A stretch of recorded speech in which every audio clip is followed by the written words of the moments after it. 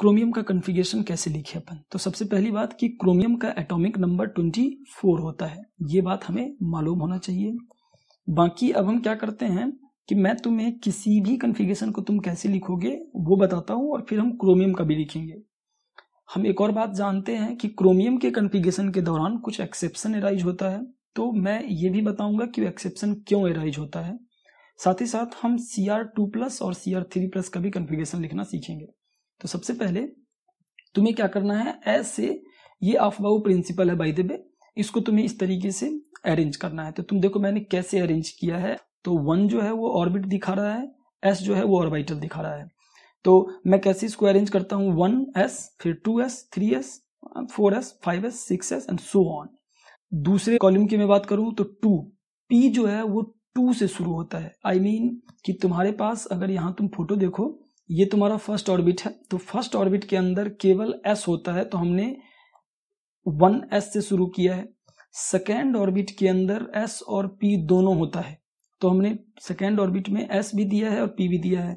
जो हमारा third orbit होता है उसमें s, p और d ये तीनों ही होता है, and so on. Fourth orbit में s, p, d and f होता है। सिमिलरली फिफ्थ ऑर्बिट में s, p, d, f and g होगा, एंड सो ऑन। तो हम इस तरीके से पहले इसको लिख लेते हैं। नाउ इसको लिखने का क्विक वे क्या बोल सकते हो तुम, ऐसे 1s, 2s, 3s, 4s, फिर यहाँ से p में, क्योंकि p सेकेंड से शुरू होता है तो 2 के सामने लिख दो 2p, फिर 3p, 4p and so on. 3 से क्योंकि d शुरू होता है तो हम 3d, 4d and so on, and 4 से f शुरू होता है तो 4f, 5f and so on, ऐसे लिखते चले जाएंगे। अब देखो, अब हम क्या करते हैं, हम एक वैल्यू निकालना सीखते हैं यहाँ पे, E = n+l rule. n+l rule क्या है, ये एनर्जी बताता है। अगर तुम्हारा n और l का वैल्यू तुम्हें मालूम हो तो उस ऑर्बिट का एक रिलेटिव एनर्जी ये बता देगा। जैसे कि इस केस में अगर हम बात करें तो n का वैल्यू है 1 और l का वैल्यू है 0, क्योंकि s के करस्पॉन्डिंग जो l होता है वो होता है 0, p जो होता है वो होता है 1 एंड d जो होता है वो होता है 2। कौन, क्या, l वैल्यू ये लिखा गया है, और n वैल्यू हम ये वाला वैल्यू देख के बोलेंगे। ये n वैल्यू लिखा गया है और इस सब का l वैल्यू मैंने यहाँ लिख दिया है। नाउ अब देखो, अब क्या कर सकते हो तुम, इसमें काउंट करो, इसका n+l कितना है, तो तुम बोलोगे 1 + 0, इसका n+l जो है वो 0 है। तो एक लाइन ऐसे हम खींच लेते हैं और हम बोल देते हैं कि इस लाइन में जो हमारा E है वो 0 के बराबर है। नाउ इसका काउंट करो, तुम बोलोगे 2 + 0, 2 है केवल इसमें, 2 + 0 2, तो हम बोलेंगे कि ये 2 है। इसका काउंट करो जरा, 2 + 1 3, नहीं, तो ये दोनों अलग अलग हैं, तो हम बोलेंगे E = यहाँ पे 2 है, राइट। इन दोनों की अगर बात करें तो 2 + 1 3, और यहाँ की बात करें तो 3 + 0 3, तो इन दोनों का सेम है, तो हम बोल देते हैं कि तुम दोनों का E वैल्यू जो है वो 3 है, सेम है। इन दोनों का काउंट करो, 3 + 1 4 और 4, ओहो, ये भी, इसका भी वैल्यू कितना है, इसका भी वैल्यू E वैल्यू 4 के बराबर है। अच्छा, ये 1 होगा, ये 1 होगा, 1 + 0 1 2 3 4, ठीक है। इसकी बात करें अगर तो 3 + 2 देख सकते हो यहाँ पे, तो 5 और ये भी 5, तो हम ऐसे करके एक कन्फिगरेशन लिख दिया। तो तुमने ये सीख लिया कि ये लाइन हम कैसे खींचते हैं। तो इन दोनों वैल्यू को ऐड करो, और जिन जिन में ये दोनों वैल्यू सेम है, इन दिस केस 2 और p और 3s, इन दोनों का वैल्यू E = 3 है दोनों के केस में, तो हम इस तरीके से इसको पास करवा देते हैं इस लाइन को। नाउ अब देखो 24 है हमारा कन्फिगरेशन, तो सबसे पहले जिसका सबसे कम एनर्जी E = 1 वाला पार्ट, इसको हम यहाँ पे रिप्रेजेंट करवा देंगे, बोलेंगे 1s, और s में मैक्सिमम 2 इलेक्ट्रॉन हो सकता है, बिकॉज s के पास एक ही ऑर्बिटल होता है, तो हम बोल देंगे 1s और 2, तो हमारे पास इलेक्ट्रॉन कितना बच गया, 22।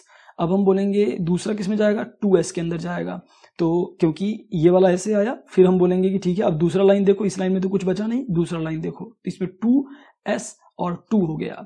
फिर हम बोलेंगे इस लाइन में तो कुछ बचा नहीं, तीसरा लाइन देखते हैं अपन। तीसरा लाइन का पहला बंदा क्या है, p है, तो हम बोलेंगे 2p, और p के अंदर होता है 6 इलेक्ट्रॉन होता है p के अंदर। क्यों, क्योंकि इसके ऑर्बिटल्स जो है वो 3 है, तो 6 इलेक्ट्रॉन अपन एडजस्ट कर लेंगे। तुम देखोगे 10 इलेक्ट्रॉन हमारा हो चुका है, 14 इलेक्ट्रॉन बचा हुआ है क्रोमियम का।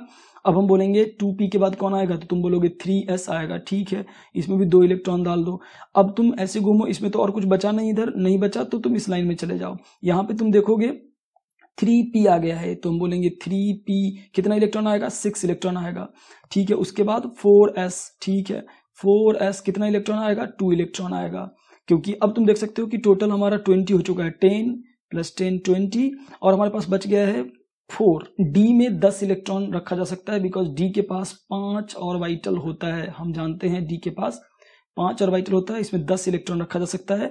तो हम बोल देंगे 3d4, क्योंकि हमारे पास 4 इलेक्ट्रॉन बचा हुआ है, तो 3d4। नाउ अब क्या है, तुम पहले से भी ये बात जानते होगे कि इसमें कुछ एक्सेप्शन होता है सीआर के बारे में।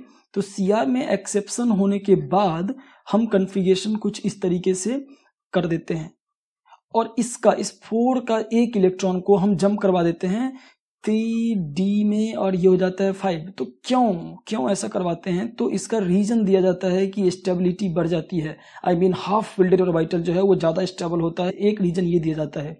लेकिन जो कोर रीजन है वो हम समझते हैं होता क्या है यार। तो इनिशियली मान लो कि तुम्हारे पास, मान लो there is something called as flipping property of an electron. और फ्लिपिंग होता क्या है ये पहले समझते हैं। फ्लिपिंग का मतलब होता है एक्सचेंज, ठीक है। एक्सचेंज क्या होता है कि ये जो इलेक्ट्रॉन है इसका एक फंडामेंटल प्रॉपर्टी है कि ये एक दूसरे इलेक्ट्रॉन के साथ अपने आप को एक्सचेंज कर लेगा। आई मीन कि ये वाला इलेक्ट्रॉन यहाँ जंप करके चला जाएगा, ये वाला यहाँ पे चला आएगा, फिर ये वाला इलेक्ट्रॉन हो सकता है कि इसके साथ एक्सचेंज कर ले, ये यहाँ पे जंप होकर चला जाएगा, ये यहाँ पे आ जाएगा, ये वाला इसके साथ कर सकता है, सिमिलरली ये वाला इसके साथ एक्सचेंज हो सकता है, ये वाला इसके साथ एक्सचेंज हो सकता है, ये वाला इसके साथ हो सकता है, एंड सो ऑन। हम देख सकते हैं कि सारा कॉम्बिनेशन हमने ड्रॉ कर लिया। तो फ्लिपिंग, इसको हम बोलते हैं flipping property of electron. Flipping property होता क्या है, ये एक्सचेंज के कारण आता है। किसके एक्सचेंज? इलेक्ट्रॉन जब आपस में एक दूसरे के बीच एक्सचेंज करते हैं, एक दूसरे से एक्सचेंज होते हैं, तो ये प्रॉपर्टी आता है फ्लिपिंग प्रॉपर्टी। तो एक्सचेंज जब ये होता है इधर इसके इससे, तो वहां पे लॉट ऑफ एनर्जी निकलता है, और जब एनर्जी निकलता है तो ये अपने आप को ज्यादा स्टेबल मानता है। तो हम कह सकते हैं कि जितना ज्यादा एक्सचेंज होगा उतना ज्यादा एनर्जी निकलेगा, और जितना ज्यादा एनर्जी यहां से निकलेगा जब एक्सचेंज के वक्त, तो उतना ज्यादा ये स्टेबलाइज होगा, ये स्टेबल होगा।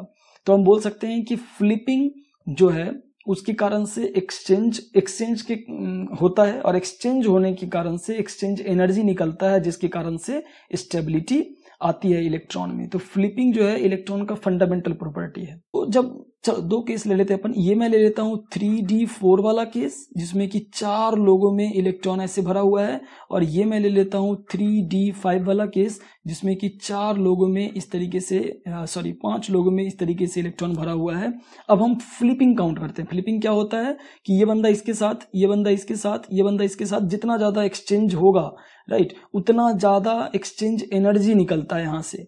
ये अगर इसके साथ ज्यादा एक्सचेंज होने लगा, ये बंदा इसके साथ एक्सचेंज होगा, ये बंदा इसके साथ एक्सचेंज होगा, ये इसके साथ एक्सचेंज होगा, ये बंदा इसके साथ एक्सचेंज होगा, और फाइनली ये बंदा इसके साथ एक्सचेंज होगा। तो तुम देख सकते हो कि टोटल एक्सचेंज अगर हम बात करें इसमें 1 2 3 4 5 एंड 6, यहाँ पे टोटल एक्सचेंज कितना है 6। तो जितना ज्यादा एक्सचेंज होगा उतना ज्यादा एक्सचेंज एनर्जी रिलीज होगा, तो उतना ज्यादा ये सिस्टम स्टेबल होगा। अगर हम एक इलेक्ट्रॉन और इसमें ऐड कर दे, 3d4 के अंदर हमने 3d5 बना दिया, हाफ फिल्डर बना दिया, तब क्या होगा तुम देखो, 1 एक्सचेंज, 2 एक्सचेंज, 3 एक्सचेंज, 4 एक्सचेंज, 1 2 3। अगर हम बात करें, फिर इसकी बात करें, तो ये इससे 1 और इससे 2 और यहां से 1, तो तुम देख सकते हो 1 2 3 4 और 5 6 7 8 9 और 10, यहाँ पे ये 10 एक्सचेंज हो गया। तो तुम देख सकते हो कि ऑलमोस्ट जो एक्सचेंज है, नंबर ऑफ एक्सचेंज है, वो डबल हो गया अगर एक इलेक्ट्रॉन यहाँ पे ऐड कर दिया गया तो ये रीजन है कि हाफ फिल्ड ऑर्बिटल जो है वो ज्यादा स्टेबल होता है। फिर से अगर एक बार एक्सप्लेन करूं मैं, तो एक्सचेंज जो है वो एक प्रॉपर्टी होता है इलेक्ट्रॉन का, जितना ज्यादा ये एक्सचेंज होगा आपस में उतना ज्यादा ये स्टेबल होता है, बिकॉज ऑफ उतना ज्यादा एक्सचेंज एनर्जी ये रिलीज करता है।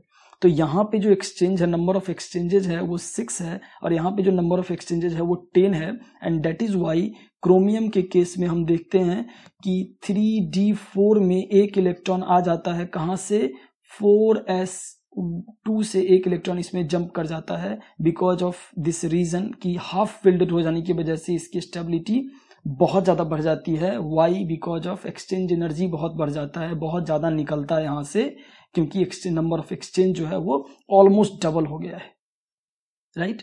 तो ये रीजन है, मेन रीजन इसका ये है, स्टेबिलिटी क्यों बढ़ जाती है।